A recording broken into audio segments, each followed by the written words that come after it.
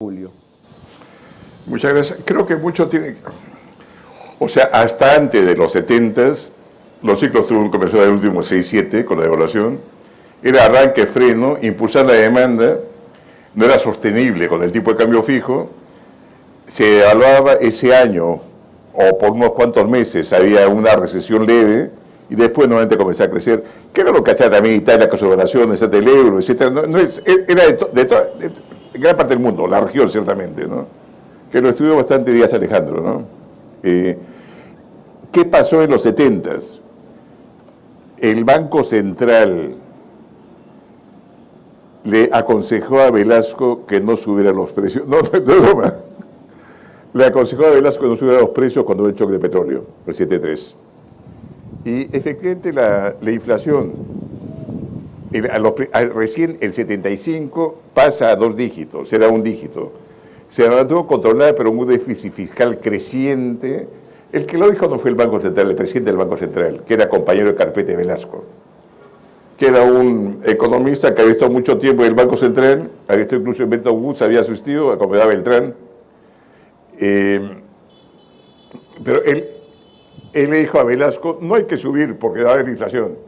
El problema es si no subo, alguien tiene que pagar esa diferencia con el precio internacional. Y fue ampliándose el déficit en cuenta corriente, ampliándose el déficit fiscal, y después eso nos quedó una herencia bien pesada. Nosotros no tuvimos tanto acceso al crédito, precisamente por Velasco. Los 70s fue una época en que el resto de América Latina se endeudó bastante con crédito en los bancos. Acá no lo hubo, el crédito al oleoducto, crédito al gobierno, pero no es la magnitud que uno ve en Argentina, Chile, etcétera, ¿no? Ese déficit fue acumulando, llevó realmente a que pasemos a la inflación de 1 dígito, primero el 75, 77, y después pasaba a 2 dígitos, después a 3 dígitos ya con Belaunde y 4 con Ana García, ¿no? Puede ser un proceso. Creo que el origen está en no manejar ese shock de petróleo que ahora todos estamos estudiando, por lo que está pasando con los precios internacionales, creo que causó eso, ¿no? Sí. Perdón, la ventaja que el Banco Central tenía tan buena, acá por las malas razones, es el caso que cuando los otros le decían a Velasco, pero vamos a aumentarlo, no, el Banco Central me ha dicho que no hay necesidad de aumentarlo, hay que aumentarlo. Sí, sí. Y otra cosa de la que aprendimos ayer o vimos ayer en el inicio del Banco Central fue al menos la intención de darle autonomía al Banco Central, ¿no? que fue una autonomía que, digamos, un poco a la conclusión de los autores de ayer era que no se llega realmente a consolidar, ¿no? Este periodo de... ¿Qué tanto, digamos, fue un tema de un problema de falta de autonomía? ¿Fue un problema de repente de muchos objetivos? ¿O de repente había algún tipo de ideas en donde de repente la inflación no era tan importante en las autoridades, que pudo haber también provocado o digamos, digamos, demorado este proceso de ajuste que después se dio?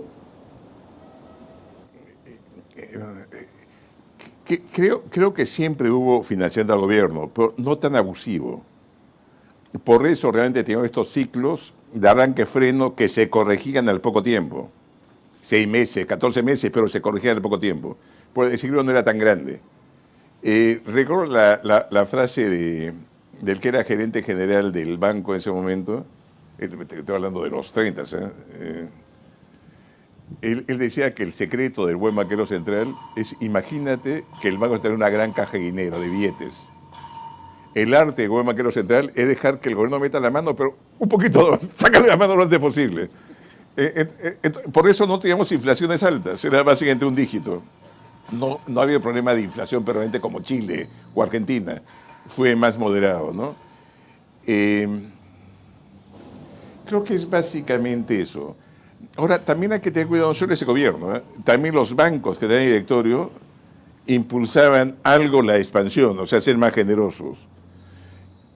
Los bancos tienen que ser procíclicos. O sea, cuando creen que la cosa también quiere que se invita más dinero, que el Banco Central sea más expansivo, etcétera, ¿no? O sea, y el banco Bueno, ¿con qué me leyera? Un tercio Estado, un tercio bancos y un tercio gremios. Incluso hasta al final de la UNDE hemos tenido eso, ¿no? Un director que ha estado con nosotros, bueno, ha estado conmigo, había sido director del 6-7, representaba a la Sociedad de Industria, ¿no? No sé si te contestaron. Sí, sí. Más bien, ampliando un poco mi pregunta ya para ese periodo,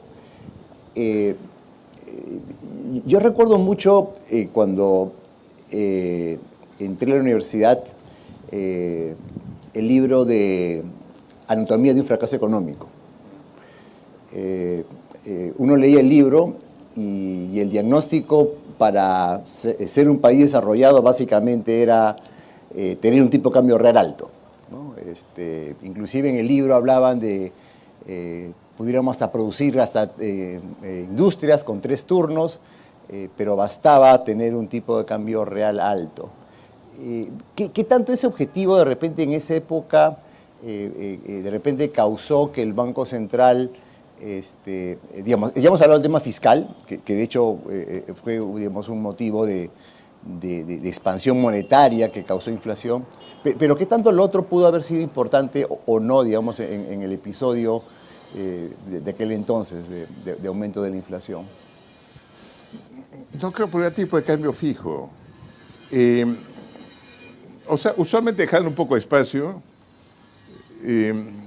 Recuerdo la frase que cuenta Pedro Pablo en su libro, ¿no? Kuczynski, que está en el Banco Central cuando se evaluó el 6-7, va a hablar con un grupo de funcionarios del Banco Central con el presidente Belaúnde, en su primer gobierno, y le dice,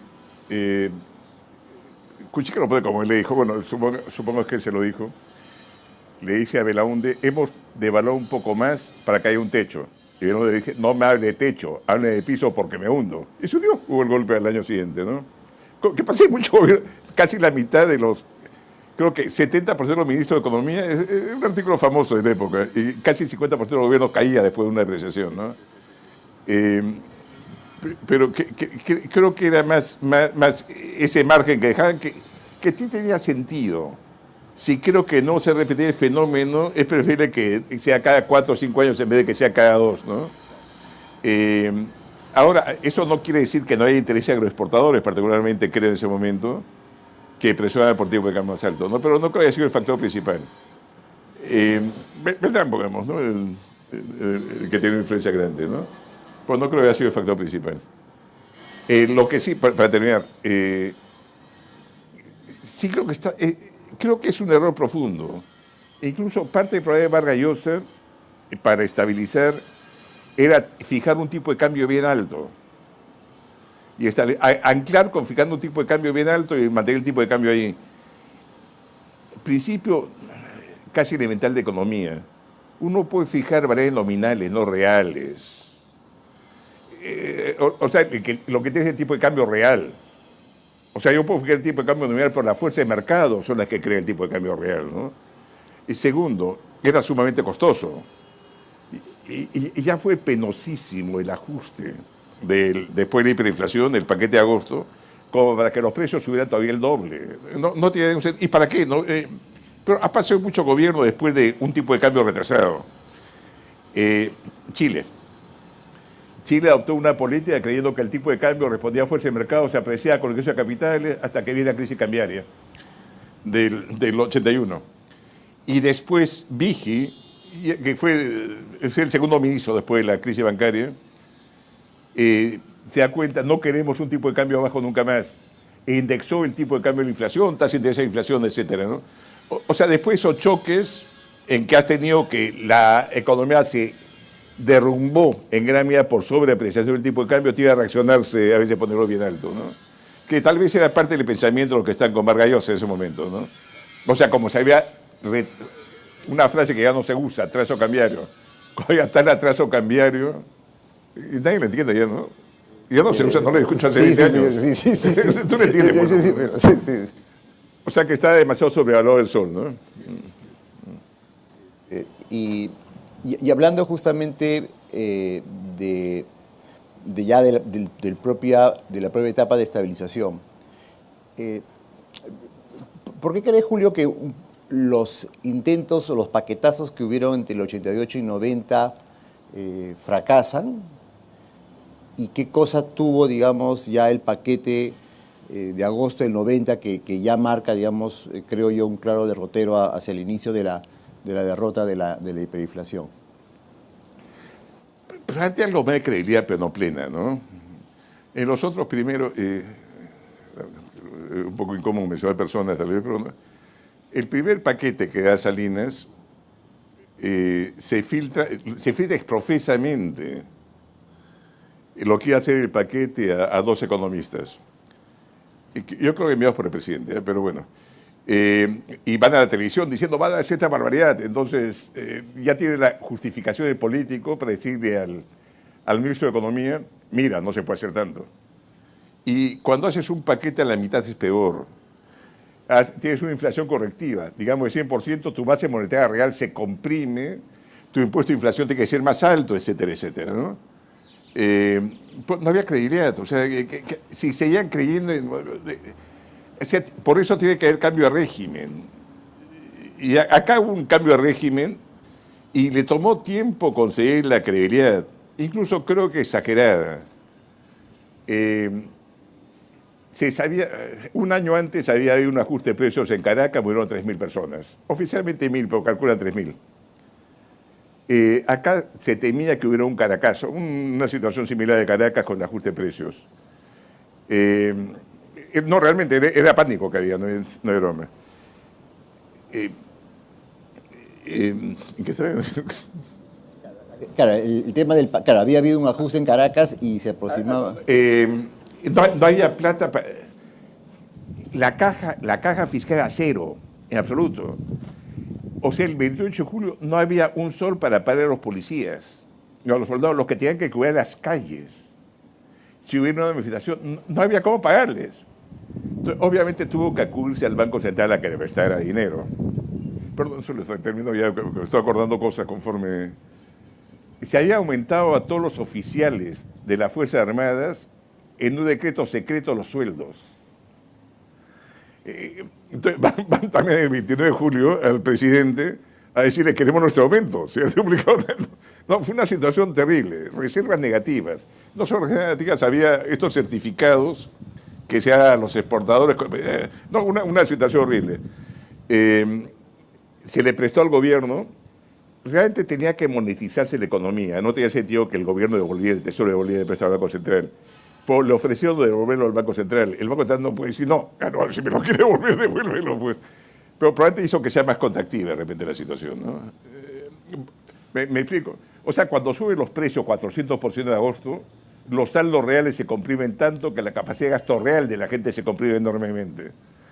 Entonces, sí tienes que inyectar, de todas maneras, porque si no tienes una... Ahora, sí hizo inyectando, comprando dólares, que de repente es el mejor esquema. Porque sería que se dan las reservas, ¿no? Pero es un problema complicado. ¿Te he contestado? Ya me acuerdo. Sí, a mí lo que siempre, al menos personalmente, me ha llamado la atención es justamente la analogía del Caracazo, lo que pasó en Caracas y el hecho, digamos, de que en Perú, dada la situación crítica, ¿no? El abismo hasta donde habíamos llegado, se tuviera que hacer, nadie quiere hacer un ajuste fuerte, pero digamos, era necesario hacerlo. Y este ajuste, que fue muy duro para la población, de alguna manera me parece, la población, al menos en aquella época, mostró una gran madurez, ¿no? O sea, no hubo el Caracazo ni nada similar. Entonces, bueno, una reflexión, bueno, ahí hay una interpretación ahí de esa madurez de la población peruana en aquella época.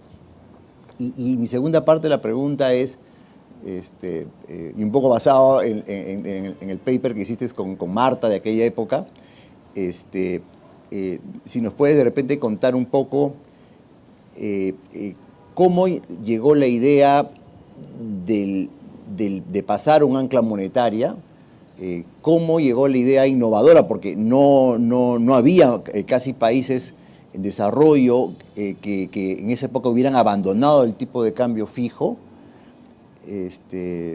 Y tres, ¿cómo fue la transformación? Que bueno, hoy día pues el Banco Central es muy diferente al Banco Central de aquella época, ¿no? Que básicamente era un Banco Central que solamente, básicamente daba créditos al gobierno, créditos a la banca de fomento, y tenía esquemas estrictos de control de cambios y de tipo de cambio diferenciado. O sea, ¿cómo, digamos, eso que tú, cuando fuiste nombrado director, encontraste en el Banco Central? ¿Cómo fue, digamos, la idea principal, el génesis de lo que hoy día, digamos, básicamente el Banco Central es hoy día 32 años después? Bueno, primero, creo que la población había escuchado el discurso de Vargas Llosa, quería ajustarse, tal vez con mala publicidad, porque podían, y aprovechó a la García para la propaganda con Dawol, etcétera, ¿no? Pero cuando el candidato opositor que sea que no haya choque, anuncia choque, la gente dijo, mira, es el único camino. Y la gente también quería alguna solución. Han sido 3 años, desde el 87, casi fin del 87, horribles, ¿no? Entonces la gente quería tener alguna esperanza.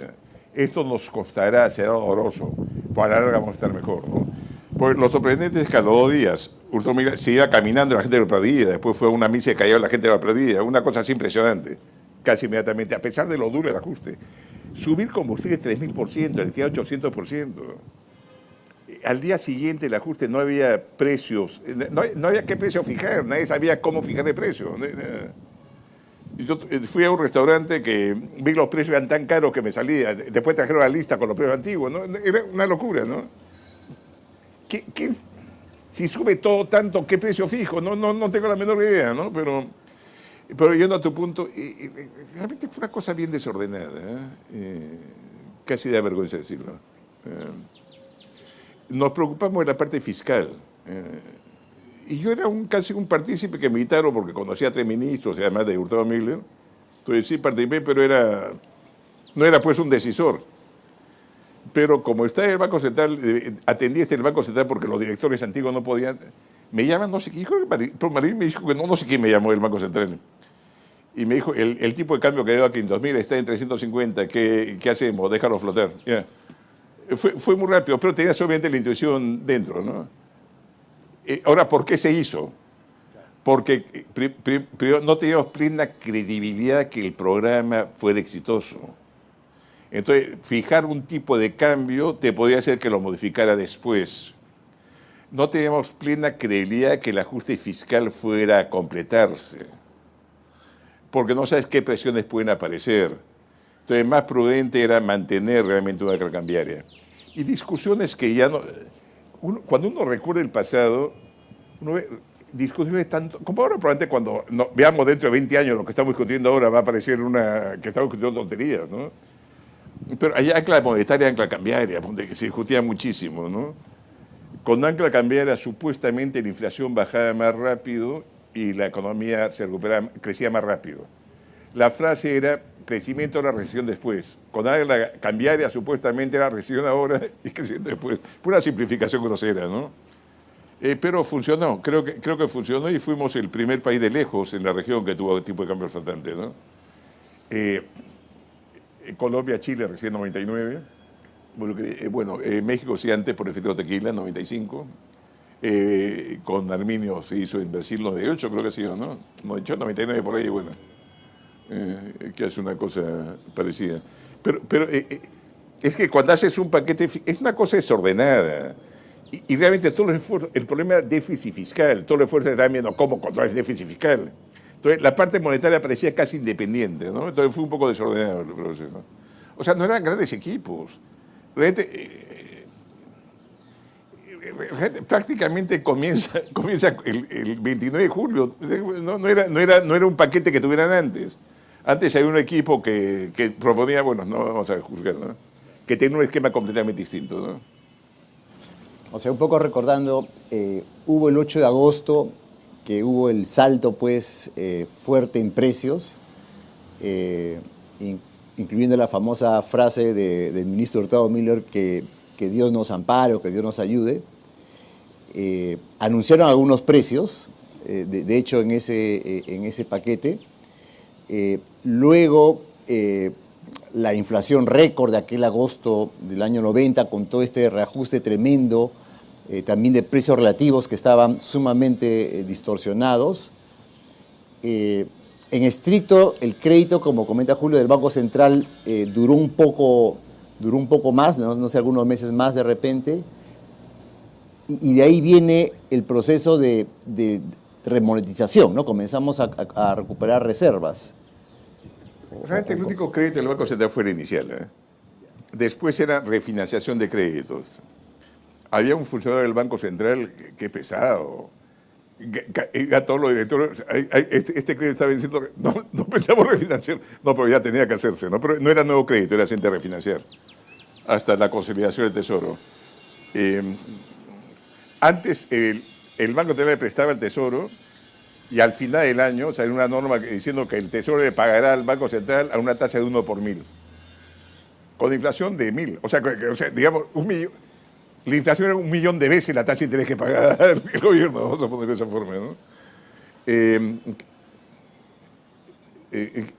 un periodo en que ya comienza otra vez a expandirse la base. Se comienza a monetizar rápidamente por compra de dólares. Toda la gente y su perro habían comprado dólares. Todo el mundo está perdiendo valor en el sol rápidamente. Entonces, todo el mundo está lleno de dólares. Después tengo que transar.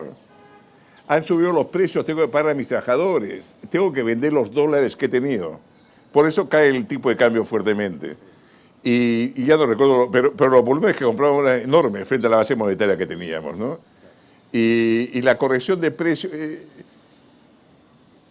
o sea, algunos precios tenían que calibrarse para fijarse, petróleo, etc., pero se fijaron también alimentos, que fue un error.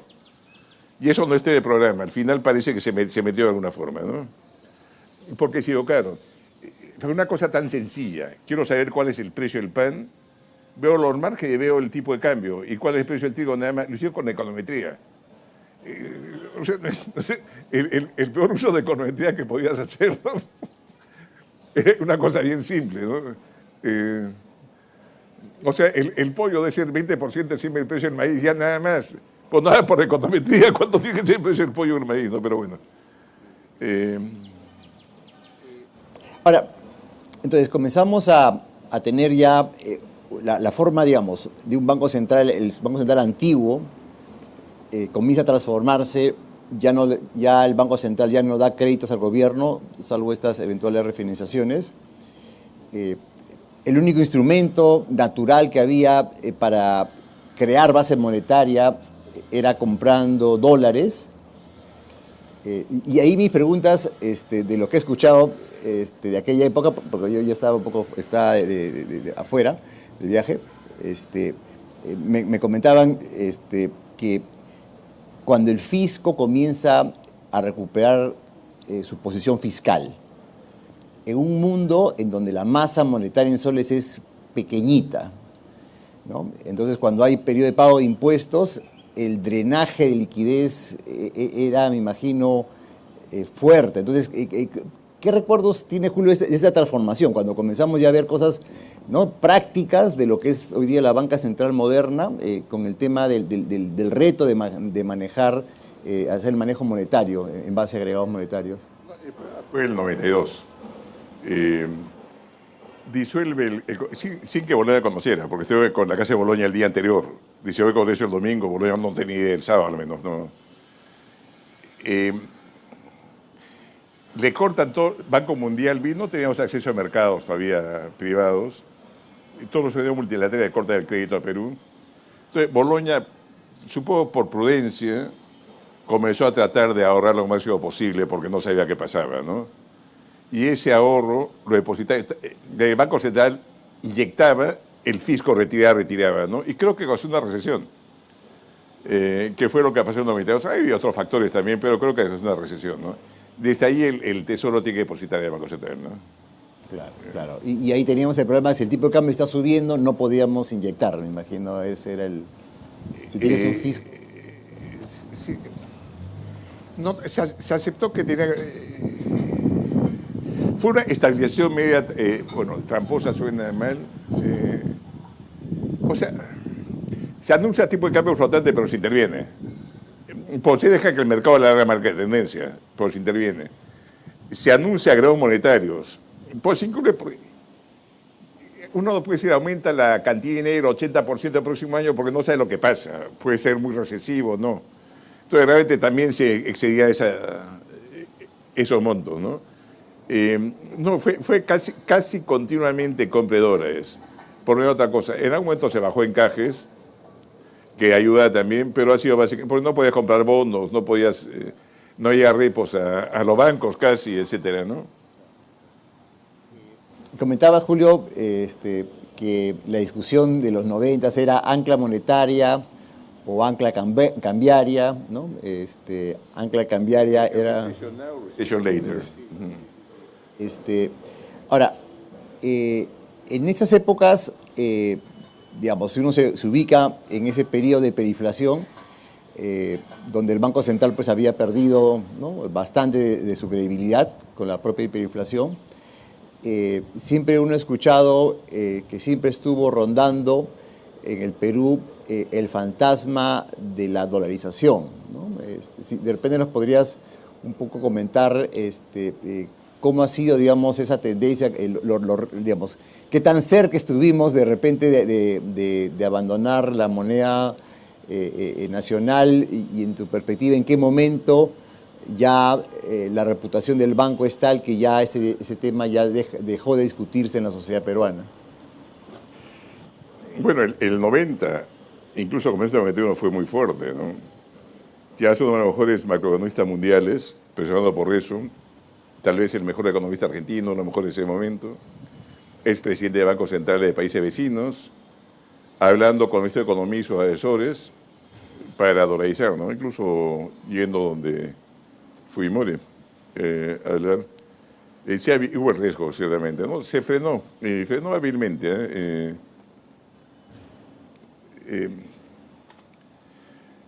Bueno, puedo decirlo. Un economista muy famoso, se llamó otro economista igual de famoso, ya vamos a ponerlo para no decir los nombres, y le dijo, dígale a su presidente que hay dos gobiernos que tienen el dólar como moneda. Panamá, que su presidente es de la cárcel, Noriega, y Liberia, que a su presidente lo ha asesinado la semana pasada. No hay ningún argumento económico, por suficientemente convincente para un político decirle, los dos casos están en la cárcel o muertos, ¿cierto? Y creo que después del 99 hubo presión similar también en Colombia, en varios países creo en ese momento. Felizmente se detuvo, ¿no? Pero vinieron también equipos grandes, parte del MEF también está apoyando eso.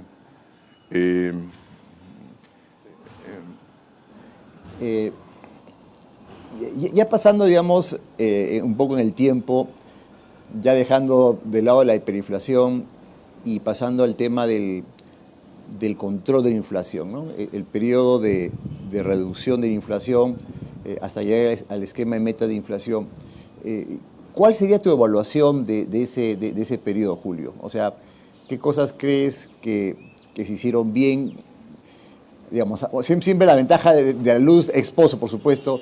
¿Qué cosas crees que se pudieron haber hecho mejor?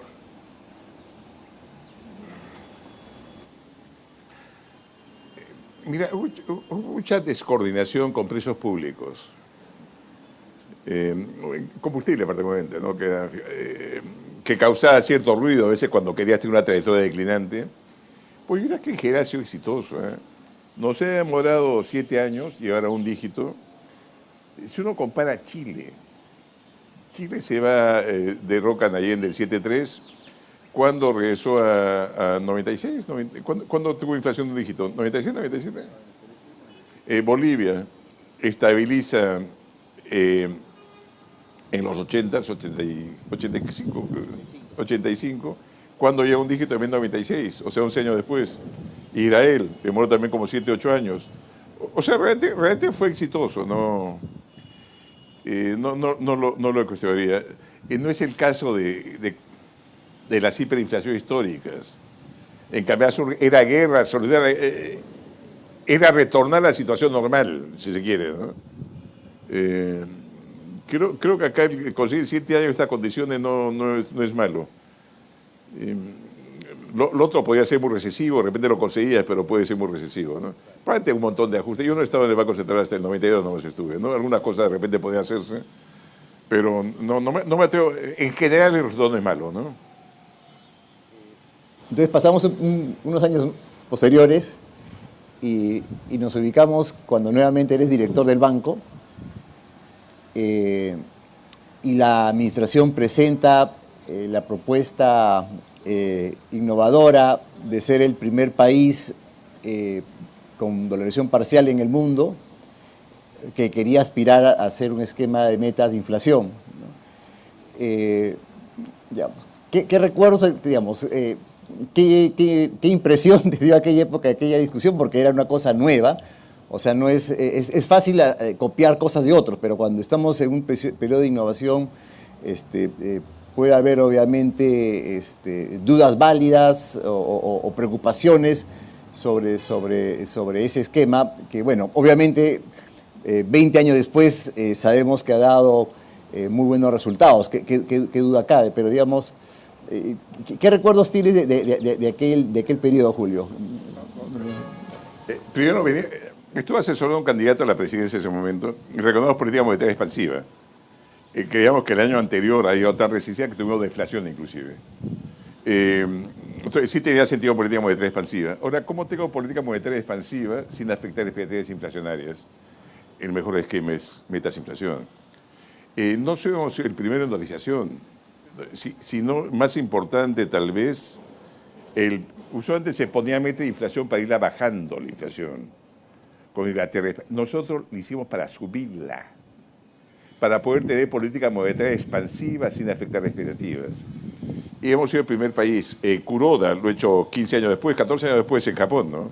También el objetivo era fijamente inflación para subirla. Y el primer país dolarizado también, pero yo creo que más importante era deflación. O sea, hemos partido de inflación negativa al fijar la meta de inflación, ¿no? Tal vez el error todavía no lo tengo claro, pero los bancos centrales tienden a ser prudentes. He trabajado con saldo de cuenta corriente y de repente hemos podido pasar antes a tasa de interés, ¿no? Creo que era lo correcto, pero eso, lo veo ahora, ¿no? En ese momento eras... Y tenía países como México, etcétera. Yo creo que hemos podido pasar casi directamente a tasa de interés. El problema todavía había mucha preocupación por tipo de cambio, entonces una forma de dejar que la tasa de interés suba era una cosa que nadie entiende. ¿Cuál es el saldo en cuenta corriente? O en México, ¿cuál es el corto? Nadie entiende, uno tiene que estar demasiado metido en temas monetarios para entenderlo, ¿no? Tasa de interés es más visible. O lo que he visto que han hecho a varios colegas, cuando la inflación ha sido muy alta y quieren subir la tasa de interés sin decirlo, dice, vamos a cambiar a grados monetarios. Entonces permite eso jugar un poco con tasas de interés más altas, ¿no? Pero mira, yo creo que tal vez ese cambio, si se hubiera hecho antes, puede haber sido mejor. Pues tampoco estoy seguro, creo, pero no... Sí, ciertamente, claro, una cosa, como bien sabe Julio, una cosa es juzgar cuando ya las cosas han pasado, ¿no? Siempre todos somos mariscales después de las batallas.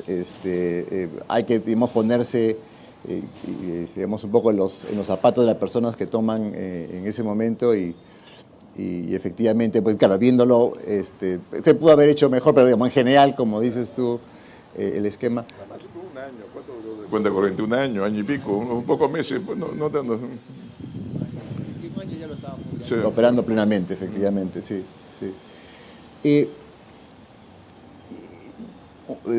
El tema es de esta sesión es de la hiperinflación al control de la inflación, ¿no? Este siglo hemos tenido la inflación más baja de la región de los países que tienen su propia moneda, y eso de repente nos ayuda a lo que estamos hoy día enfrentando, ¿no? Hoy día estamos enfrentando pues una inflación muy alta. Posiblemente los alumnos de la Universidad de Piura que estén acá están viviendo posiblemente la inflación más alta que han tenido en sus vidas, porque estamos teniendo la inflación más alta desde el año 97. Y otra vez, digamos, siempre mirándolo nuevamente, siempre desde el punto de vista de lo que tú has sido, Julio, un policy maker, con la incertidumbre que se tiene eso. ¿Qué cosa nos puedes un poco decir del reto que tenemos en el Banco Central de Perú y en general en la banca central en este contexto, digamos, de altas inflaciones que no se ven en mucho tiempo? Bajar en nuestro esquema creemos que bajamos sin recesión. El riesgo que están viendo todos los bancos centrales es que pase un equilibrio de baja inflación a uno de, no inflación alta, pero inflación media.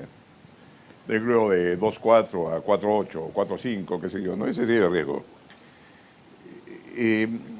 Si se llegan a anclar las expectativas a nivel más alto, desgraciadamente ahí los caminos son un poco más complicados, ¿no? Que no creo que sea el caso. Recesión, corrección de precios de commodities internacionales, suerte, apreciación donde que pudiera venir, pero se vuelve más complicado. Necesitas una suerte de choque. Mira, Israel incluso al lado de un dígito, y a un dígito fue por apreciación en ese momento. O sea, no es fácil. Y el mismo problema lo está discutiendo en Estados Unidos, ¿no? O sea, el problema no es que la inflación va a bajar, sino que cuando baje se quede a un nivel más alto del que estamos acostumbrados. Y ahí incluso los mercados van a testear si uno va a tener la firmeza para seguir insistiendo o no. Más en Estados Unidos, que tiene mercados más grandes, obviamente nosotros no somos una cosa marginal, ¿no? Pero es una discusión que está viendo en todas partes. Esperamos, creemos, todo apunta a que la inflación va a bajar, ¿no? La proyección es 3% para fin del próximo año. Y estaba viendo los efectos, pero vamos, acá lo esencial es expectativas. Si, digamos, un equilibrio en todas las expectativas se quedan en 4, ese es el problema. Si conseguimos la expectativa conforme baja la inflación, también vaya reduciéndose, vamos a ser exitosos. Y hasta ahora no hay nadie que esté hablando de recesión en Perú, como proyección central, ¿no? Entonces, creo que vamos a ser exitosos de bajar la inflación sin causar recesión. En Estados Unidos hay algunos bancos que están hablando ya de recesión, pero pocos. La mayor parte creen que es una cosa pequeña, técnica. Otros países como la zona europea sí, varios países con recesión, Alemania, Italia, Reino Unido. Pero bueno, vamos a ver. Y parte de Europa del Este también, ¿no? De repente, a este momento podemos, de repente, si te parece, Julio, abrir un poco las preguntas al público, ¿no? Aquellos que quieran hacer una pregunta. Siempre hay una inercia. Es quien hace la primera pregunta o comentario. A ver, por favor, ¿quién es el que se anima a romper la inercia? Eric. ¿Qué tal? Gracias, Julio. Gracias por la presentación, por la conversación, Adrián. Mi pregunta es, Julio, ¿tú crees que esto último que has mencionado, que vamos a ser exitosos en bajar la inflación sin recesión, se debe a que el Banco Central actuó de manera preventiva mucho antes que muchos bancos centrales? Por ejemplo, los bancos centrales en países desarrollados, de hecho, actualmente los bancos centrales ya comentan, ¿no?, y los mercados comentan que quizás los bancos centrales, la FED, el Banco de Inglaterra, debieron actuar mucho antes, ¿no? Mientras que el Banco Central de Perú actuó, creo yo, con bastante anticipación y se adelantó. ¿Tú crees que esa anticipación fue clave para esta predicción que se tiene de bajar la inflación sin generar recesión? Creo que algo afecta, pero tampoco puede criticarse tanto antes de la invasión de Rusia a Ucrania, esperábamos que la inflación estuviera en rango este año y parecía sensato con las proyecciones. O sea, tampoco hay que ser tan duros con el FED. Creo que sí, debieron ya lo advertía gente como Larry Summers, mismo John Taylor, varios, que la demanda está creciendo más y además había restricción de oferta. Pero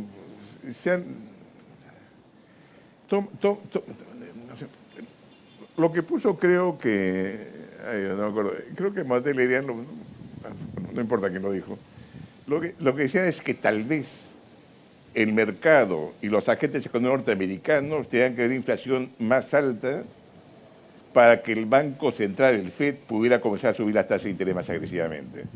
No sé, es una cosa estudiarlo. Tenía realmente... Estás lleno el mundo de gente de la edad de los alumnos de la Universidad de Piura, que son los traders, que nunca han visto inflación, como decía él. Se han acostumbrado desde 2008, desde septiembre, a tasas casi cero. Entonces realmente no entienden qué podría pasar cuando las tasas regresan a los niveles normales ante Lehman. Entonces probablemente tenía que preparar un poco el terreno, no sé, esa explicación. Ahora, nosotros hemos sido prudentes, eso sí quiero destacarlo. He subido ya 15 veces, hemos subido primero 25, después 50 puntos básicos cada mes y los últimos dos 25. Y lo digo porque cuando uno ve países como Chile, Colombia, Brasil inclusive, Brasil se adelantó un poco antes, es cierto, pero han tenido aumento de tasas bastante más altas. Y aumentaban 125, el mercado les pedía más. En cambio, felizmente nosotros comenzamos con nuestro paso poco a poco de 50 puntos básicos y el mercado no nos exigió más, aceptado. Y tenemos la creencia en los mercados de creer que seguiremos ajustando hasta que sea necesario. Entonces hemos tenido una cosa menos traumática que la que has visto ahora, ¿no? Pero en Colombia es ridículo. Estaba con el gobernador de Colombia exponiendo los dos, ¿no? Y la pregunta de los inversores, ¿por qué han subido tan poco? Pues no, pues una cosa absurda, ¿no? El tipo te explica, no importa la subida, interesa el nivel, pero bueno, imposible. No ha pasado eso con nosotros. Brasil parece haber tenido más éxito por haberse reducido su inflación antes, pero también son subsidios ahora por la campaña electoral. Sin los subsidios la inflación estaría en 10, de acuerdo con el gobernador del Banco de Brasil, ¿no? Creo que, mira, no me atrevo a decir porque parecería autobombo. Sí, emergente, yo diría particularmente América Latina, Europa, el Este se ha adelantado. Ha estado siguiendo un proceso más rápido. Pero la victoria la cantas al final, ¿no? Todavía... Mira, si me preguntas dentro de año y medio, qué bien lo hemos hecho, pero todavía no hay que estar tan confiado, ¿no? ¿Hay alguna pregunta? Gracias, Julio, por esta exhaustiva revisión histórica de la historia de inflación en el Perú. Yo quería hacerte dos preguntas. La primera es, se está viendo más activismo fiscal luego de en las recesiones, ¿no? Típicamente se veía que lo fiscal era más guiado hacia la parte de oferta y la demanda agregada se modulaba gracias al actuar del Banco Central. Pero se está viendo más de eso a partir principalmente de la pandemia. Entonces, una pregunta para ti es, ¿cómo ves esto y cómo esto afecta al Banco Central o a los bancos centrales de la región? Y la segunda tiene que ver con el rol de los choques de oferta, porque también estamos viendo más persistencia en los choques de oferta en un mundo geopolíticamente más inestable, ¿no? Y también más fragmentado. Entonces, ¿cómo debe reaccionar el Banco Central frente a ese tipo de eventos, ¿no? Que un poco es la consecuencia de lo que hemos visto ahora? Gracias. Sí. En América Latina no se nota tanto. En gran parte de los activos es Chile, que está más bien tratando de frenar la expansión fiscal fuertemente. Chile reconoce que su problema no es oferta, ha sido también demanda. Entonces, por eso ha sido más agresivo en tasas. Por eso incluso en la misma parte fiscal, el ministro de Economía ha sido presidente del Banco Central hasta hace poco. Sí está tratando de controlar la demanda. El problema probablemente sea más visible en países desarrollados. Probablemente el impulso fiscal hubiera sido más importante con Obama. Hubo el impulso inicial, inmediatamente después de Lehman. Después fue casi imposible que aplicar un plan expansivo. Europa tampoco tuvo política expansiva. En parte por reticencia alemana a estar financiando expansiones fiscales muy grandes, pero tampoco ha sido tan expansivo. Antes de la pandemia estoy hablando, ¿no? En la pandemia sí, más bien, es que era difícil saber qué podría pasar. El caso norteamericano se hizo con subsidios a los trabajadores. Entonces muchos de ellos prefirieron incluso no regresar al trabajo, como se ha visto. El caso de Europa ha sido más bien subsidio a la planilla.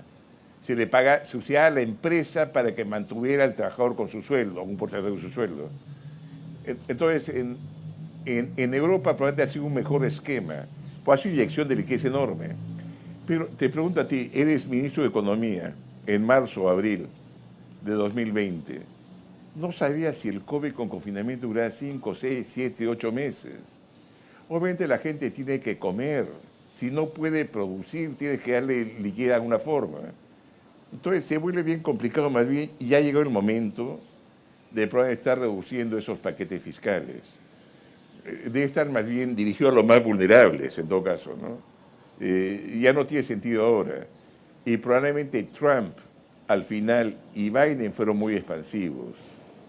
O sea, para que incluso la persona que era el más insistente en que tenía que haber una política fiscal mucho más activa, inversión de infraestructura, etcétera, que era Larry Summers, comenzó a asustarse ya hace año y medio de la forma en que gastó Trump al final y que también gastó Biden al comienzo.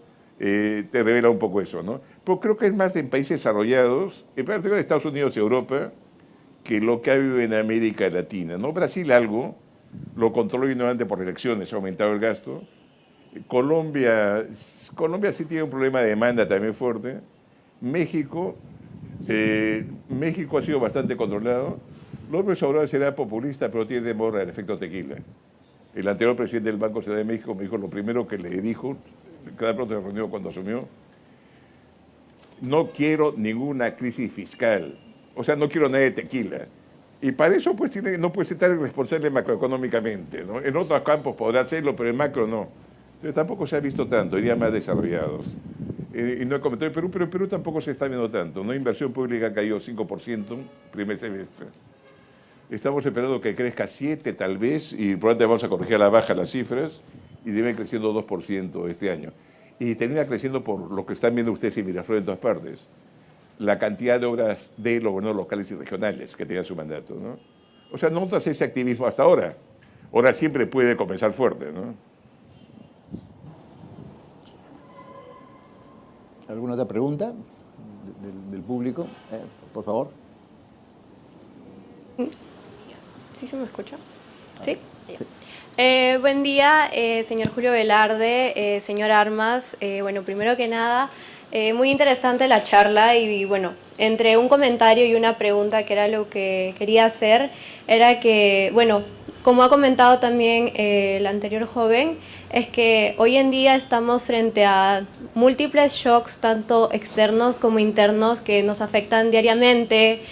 Estamos terminando, por así decirlo, el tema del COVID-19, pero de pronto llegó un golpe, llegó la guerra de Ucrania, incluso la muerte de la reina, son múltiples shocks que nos están afectando del extranjero, y a nivel de país, bueno, está creo más que entendido, ¿no? Entonces, bueno, esto genera cierta incertidumbre en la población. Entonces, yo sé que el Banco Central y todas las autoridades correspondientes realizan todo lo que tienen en su poder y los felicito porque sé que son excelentes medidas, pero es una pena que también a la vez todos estos shocks que menciono retrocedan este avance. Y bueno, principalmente mi pregunta es, ¿existe alguna medida de repente extrema que aún no han aplicado y qué consecuencias tendría de serlo? Gracias. No me imagino una medida extrema ahora. El instituto es grande y la situación geopolítica no he hablado de ella, y que nadie puede sentirse confiado en lo que puede pasar. No creo que nadie pueda decir con certeza cuál va a ser el desenlace del conflicto entre Rusia y Ucrania. Nadie sabe el comportamiento de Xi Jinping en los próximos años y cuánto afecta el crecimiento de China, y lo está afectando, creo yo. La situación energética en Europa va a tener que cambiar, pero puede tener efectos en el corto plazo. Las proyecciones del Banco Central Europeo, pongamos, en los próximos trimestres son 0 de crecimiento, si no hay racionamiento de energía. Si hay racionamiento de energía, se empeora la situación con un invierno crudo, la caída puede ser menos 0,9, 1, etcétera, ¿no? O sea, la situación es dura en los países. Y la inflación, pues que no la veíamos hace tiempo, ¿no? En el mundo esta magnitud, ¿no? Alemania, los alemanes todavía extraen a su Bundesbank, extraen todavía a su Deutschmark. Tener una inflación que es la más alta del 7,1, creo, no, perdón, del 40, vimos del 49, creo que era después de la Segunda Guerra Mundial, o sea, 42, 51, una cosa, la más alta de 70 años. Es una cosa impresionante, ¿no? Estados Unidos la más alta es de 81, nosotros 9,7, como mencionamos. Es una cosa bastante fea. Pero no me imagino que o sea, lo ideal sería que la situación geopolítica se calme.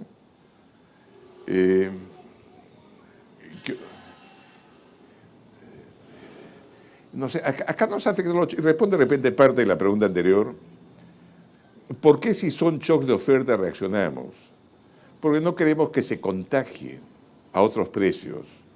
Y ahí se queda realmente afianzada expectativa de inflación más alta. O sea, el problema que tenemos es que si estos son precios que han subido, obviamente va a afectar en algo al resto, pues no queremos que el resto asuma una dinámica también inflacionaria. ¿Qué podemos esperar? Ojalá que haya suerte. El incremento en petróleo y gas es complicado. Me contaron en la reunión del ministro de Economía del G20 en Washington la semana pasada, por la semana antepasada, esta semana pasada estoy mareado. El de Arabia Saudita le dijo, oiga, no se queje del precio del petróleo, si ustedes no quieren financiar ningún nuevo proyecto de combustibles fósiles, no les sorprenda pues que la oferta no pueda crecer al ritmo de la demanda y que haya este aumento de precios, ¿no? Con esto no quiero decir que no sé, sino están insistiendo cada vez más los economistas que lo sensato es el impuesto a carbono, que realmente permite tener los mismos resultados, pero sin causar probablemente esas disrupciones que estamos viendo ahora, ¿no? En el caso de alimentos la demanda es estable o crece de una forma predecible. Lo que está viendo, que está ligado a lo anterior, es mayor variedad de clima. Y eso está afectando las cosechas. Porque realmente el maíz puede crecer el consumo no sé cuánto, 1% por año, es predecible. No hay cambio de demanda brusca, la gente no deja de comer maíz o trigo bruscamente. Estos cambios de oferta y ligados al clima, ¿no? Y el clima parece que tiene alguna relación con el cambio climático, ¿no? Perfecto.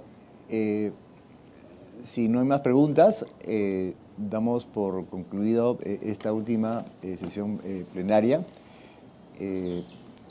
Antes de agradecer a nuestro expositor, queremos expresar nuestro especial agradecimiento a la Universidad de Piura por habernos acogido para este encuentro, para todo el equipo que ha trabajado en la organización del evento y especialmente a Julio por tener la gentileza de acompañarnos y compartir, digamos, su experiencia, digamos, tu conocimiento vasto sobre el tema de política monetaria. Siempre aprendemos, Julio, cada vez que realmente que tenemos estas conversaciones.